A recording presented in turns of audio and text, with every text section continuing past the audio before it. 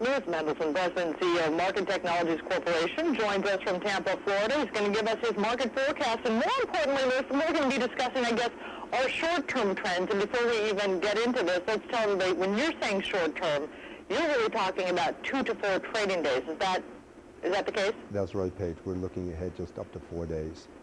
And we're looking at 3 predicted indicators that we follow on a daily basis. And what are those?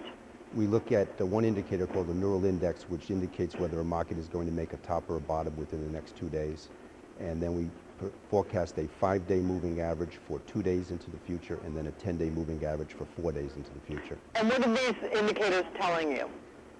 As of last Tuesday evening after the close on all 4 markets, the neural index had turned negative on the S&P, the Dow, the NASDAQ 100, the NASDAQ Composite, and the 5-day moving average had gone negative on the NASDAQ 100 and the NASDAQ Composite.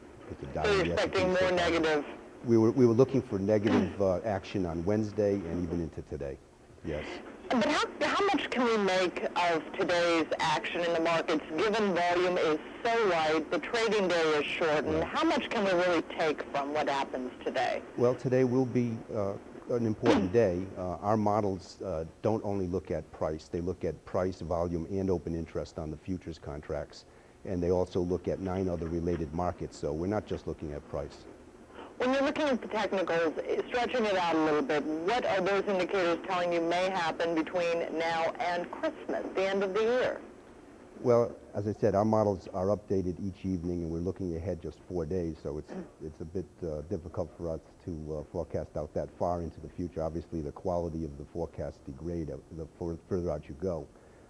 But into next week, what we're looking at is our 10-day predicted moving average is still positive on all 4 of those markets. It is still positive, yes, even though these indicators that we were just talking about were negative. Yeah, the 5-day is negative and the 2-day is negative, but the 10-day that's being forecast for 4 days into the future is still positive. So today, even though with lower volume, if the market could trade flat or even be modestly negative at the worst, I think that the 10-day indicators will probably still stay positive, maybe just slightly positive, which would indicate that we might be looking for a floor sometime early next week, and we might be able to move on up from here. That soon? Yes. Early next week. So overall, even though in the short term these indicators are fairly negative, overall it sounds like things are somewhat positive. Yes, we're finding a floor, and you know, we had a big run up since late September, so obviously it's not unexpected that there would be some backing and filling and some base building before we can start to make a further leg up. Yes. Okay, Lewis Mendelsohn, thank you so much for joining us today from Tampa, Florida.